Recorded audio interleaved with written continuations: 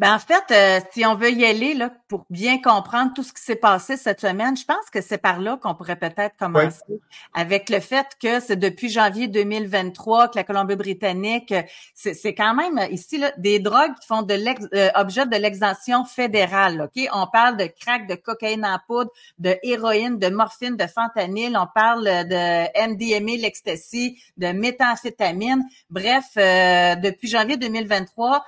On dit que on ne voulait plus pénaliser la possession de moins de 2,5 grammes de tout ce que je vous ai nommé afin de lutter contre cette crise-là, puis on voulait pas ostraciser les usagers. Sauf que là, depuis que c'est comme ça, ils ont des problèmes. C'est quoi? Je pense que c'est 6 morts par jour en lien avec des overdoses, avec tout ça. Puis là, le premier ministre, qui est NPD d'ailleurs de la Colombie-Britannique, a demandé au gouvernement fédéral de faire quelque chose avec ça, de peut-être reviser ce programme expérimental-là de 3 ans. Là.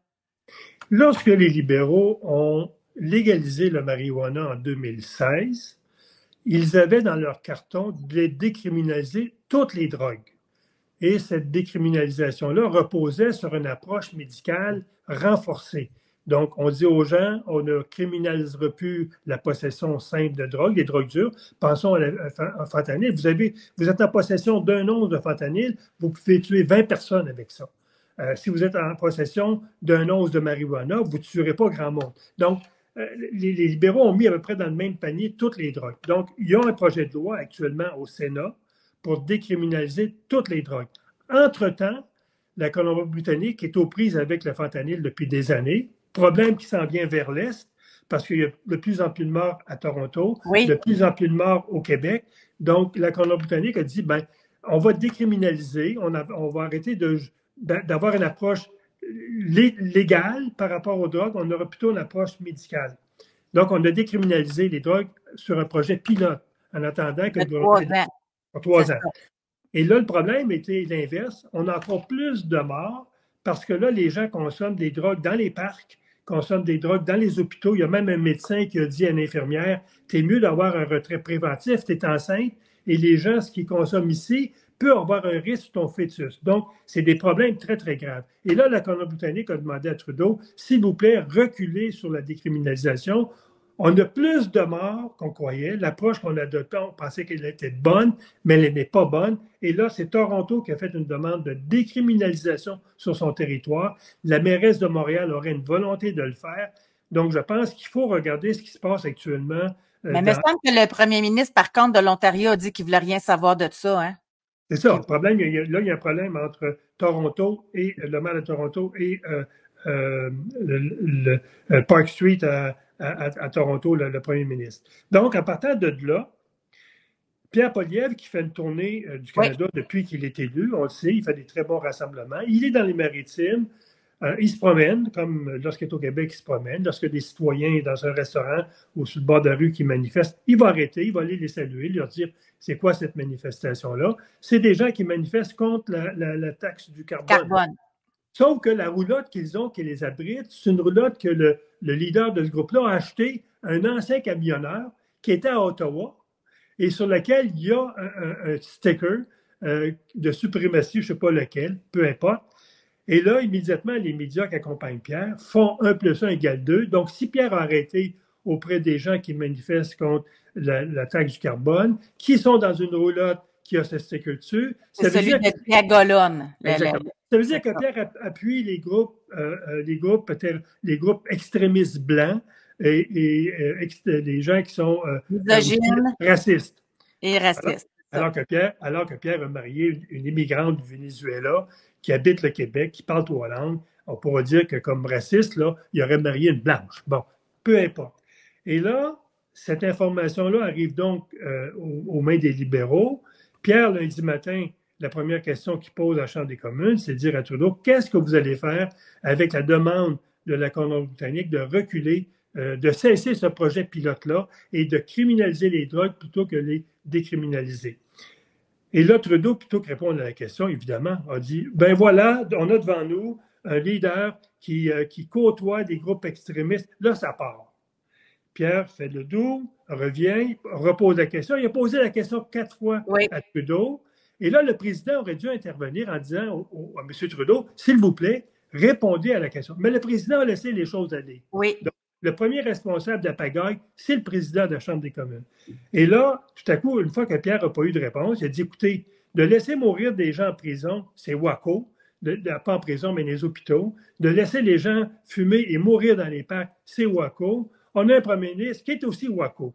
Et là, le président se lève tout d'un coup. Non, non, non, vous ne ferez pas ça. Mais il faut dire que juste quelques minutes avant, une députée conservatrice s'est levée et a dit au président, la façon que vous traitez la période de questions, le fait que Trudeau ne réponde pas, mais qu'accuse Pierre Trudeau de côtoyer les extrémistes, elle se met dehors.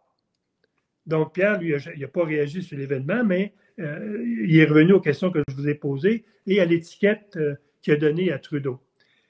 Et là, il demande à M. Poilievre, voulez-vous retirer ce mot-là? Il dit, oui, je vais le retirer, puis je le remplace par. Donc, ça a mis un petit peu le feu aux poudres. Et là, Pierre se fait expulser. Ouais. Et tous les députés conservateurs ont suivi Pierre.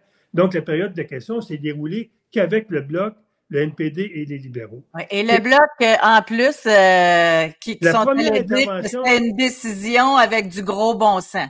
T'sais. Alors que le Bloc, 3 mois auparavant, tu te souviens, lorsque le président, qui avait été sentencé parce qu'il était dans un ralliement libéral avec sa toge de président, le Bloc avait dit « Jamais nous allons avoir confiance en vous ».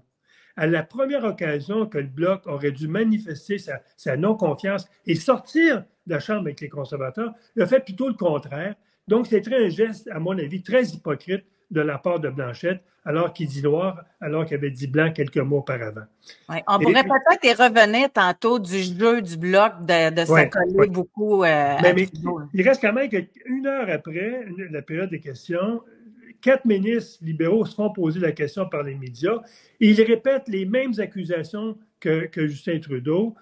Donc, ce que j'en conçois, c'est que cette histoire fausse montée de toutes pièces a été prise en main par les libéraux et sans doute leurs conseillers en communication. Ils ont dit, vous allez taper sur ce clou-là parce qu'il faut assommer Pierre Poilievre dans un coin pour qu'on puisse monter dans les sondages. Donc, c'est une stratégie de communication basée sur une fausseté et c'est tout à fait libéral. Mais en même temps, il était là, il était sur place. Il a effectivement vu ces gens-là qui étaient peut-être 10, là. C'était pas la grosse affaire. Mais ma question est quand même celle-ci. Ça aurait pas été mieux au lieu de se braquer, qui répondent à la question pour qu'on en finisse une fois pour toutes, parce que là, ça s'est enflammé, c'était la façon que ça s'est fait, je le comprends, Pierre Poilievre, d'avoir continué, d'avoir martelé, etc. Mais puis là, en plus, quand on lui a demandé, ben il a rappelé l'histoire là, du blackface de Justin Trudeau. Mais ça aurait pas été mieux stratégiquement qu'il dise écoutez, là. José, Pierre le fait vendredi à la Chambre des communes. Il s'est expliqué. Mais les libéraux, c'est pas une explication qu'ils veulent.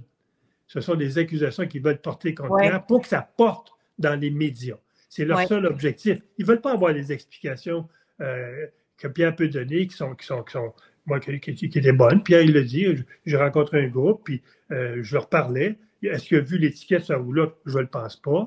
Mais sans doute que les médias ont vu ce poster-là. Mais Pierre a fait cette explication vendredi matin, parce que la période de questions, le vendredi, c'est le vendredi matin à la Chambre des communes. Mais les libéraux ne voulaient rien savoir des réponses de Pierre Poilievre. Ils ne sont pas là. Eux, ils sont dans une démarche de dire comment on peut descendre ce gars-là. OK.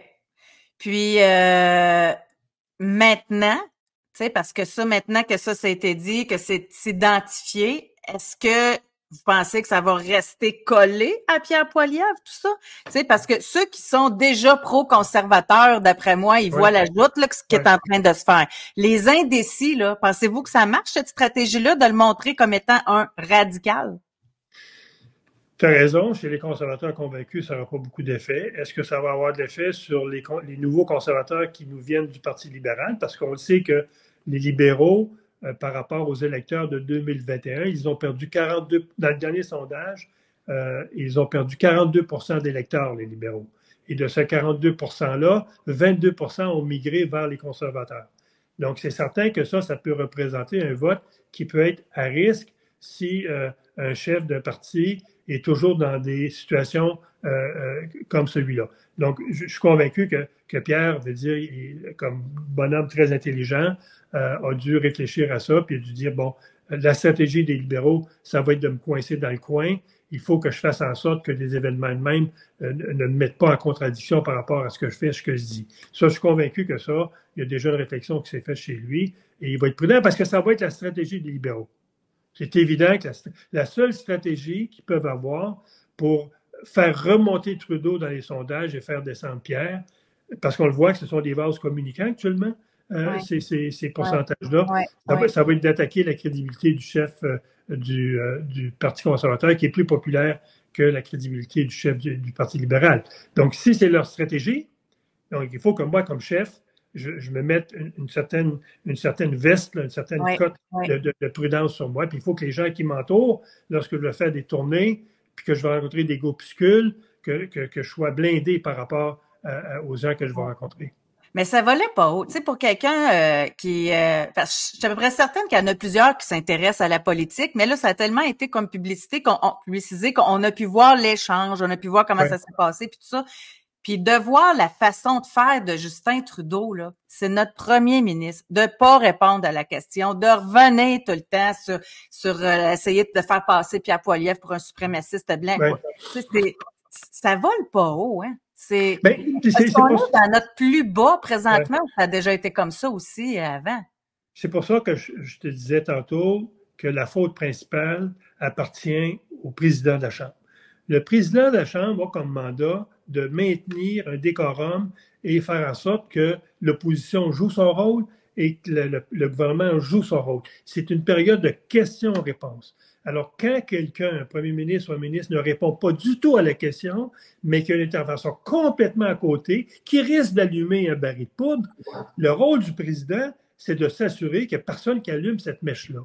Le problème, c'est que le président a laissé les choses aller, laissé les choses se dégrader. Il a été partisan dans son approche, moi qui me fait dire que ce président-là ne peut pas rester là, parce qu'on risque de vivre d'autres situations similaires qui vont laisser dégénérer des débats, puis qui vont, aux yeux de la population, qui ne donnera pas une bonne presse pour les politiciens.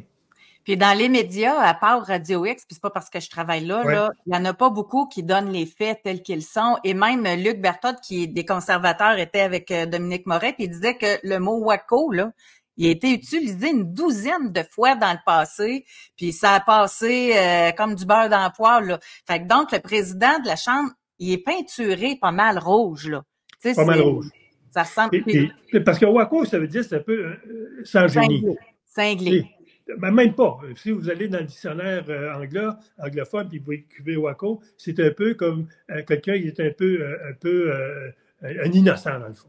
C'est un peu ça, parce que c'est un mot qu'on utilisait, d'autres, quand on était jeune, on traitait un petit gars, petit voisin de WACO ou de WAC. C'est parce que c'est un petit peu le dernier de classe, celui qui n'était pas trop allumé. C'est ça qu'on utilisait. Je parle dans le vocabulaire là, commun. Oui, de tous les jours. Nos villes puis nos villages. C'est ça. Donc, c'était pas une interpellation. Alors que traiter Pierre Poilievre de s'encoquiner avec des extrémistes, avec des suprématistes blancs, alors qu'on sait que marié une immigrante, que Pierre veut dire est d'origine, les deux parents sont des immigrants, c'était pas brillant de la part des libéraux. Et surtout qu'ils ont maintenu ces accusations-là en dehors de la Chambre, ça, je trouve ça aussi grave. Parce qu'à la Chambre, on a l'immunité parlementaire, on peut dire à peu près n'importe quoi, on est protégé. Mais lorsqu'on est à l'extérieur de la Chambre et on reprend les mêmes accusations, on peut être sujet à des poursuites à ce moment-là.